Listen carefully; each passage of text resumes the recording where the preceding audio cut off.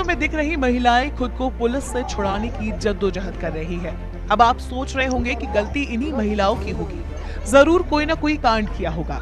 Encounter के लिए पहचाने जाने वाली यूपी पुलिस ने इन्हें ऐसे ही थोड़े पकड़ा होगा। जी जनाब, गलती इन महिलाओं की है।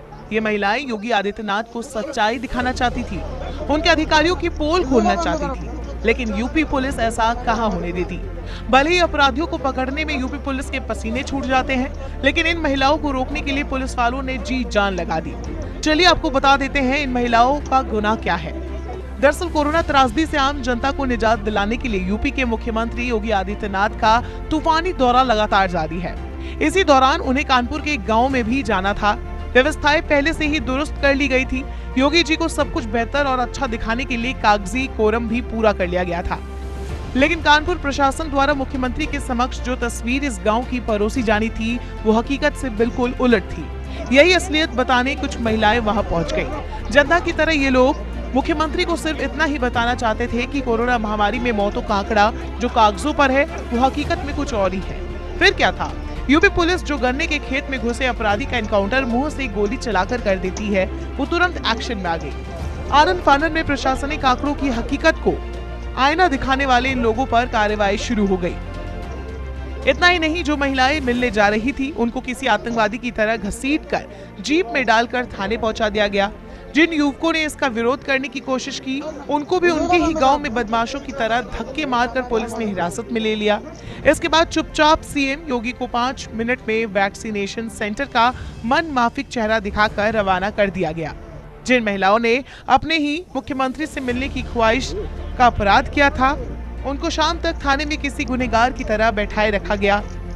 इन महिलाओं का कहना है कि हम कोई मुख्यमंत्री योगी का विरोध करने नहीं जा रहे थे, वो बहुत अच्छे हैं। हम गांव के पूर्व प्रधान और कोरोना से गांव में हुई असली मौतों की असलियत सीएम को बताना चाहते थे। हमने आज सुना था कि जो लोग कोरोना से मरे हैं तो योगी जी उनके परिवारों को मदद देंगे, है ना, सरकारी नौकरी देंगे।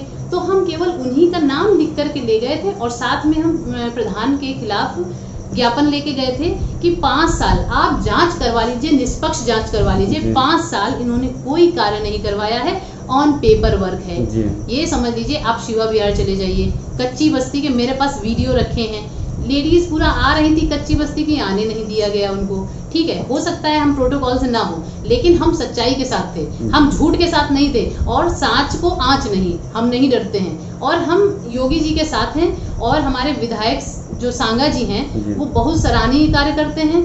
सैनिटाइजेशन कराते हैं, उसके बाद में लोगों को प्रेरित करते हैं कि आप महिलाओं के विकास, मतलब महिला शक्ति पे भी वो बहुत काम करते हैं। और उन्होंने ये समझ लीजिए कि बहुत मतलब काम करवाने के इच्छुक हैं, लेकिन ये जो प्रधान जी हैं सपा समर्थित हैं और ये नहीं चाहते हैं कि सांगा जी की जय जयकार हो या योगी जी आगे बढ़े। ये केवल ये चाहते हैं कि मैं और सपा बस 2 ही चीज आगे बढ़े। क्यों बढ़े भाई? जो आदमी सही है हम क्यों उसका विरोध करेंगे? योगी जी हैं सही, सांगा जी सही हैं, तो हम उन्हें सही कहेंगे। भले ही योगी जी यूपी में कोरोना पीड़ितों की मौत पर अब शर्मिंदा हो और शायद इसीलिए महाराज लगातार हर मंडल मुख्यालय पर पहुंचकर अब खुद ही कमान संभाल रहे हो, लेकिन उनके अधिकारी आज भी उसी ढर्रे पर चलते जा रहे हैं जिस ढर्रे पर अभी तक वो चलते आए हैं।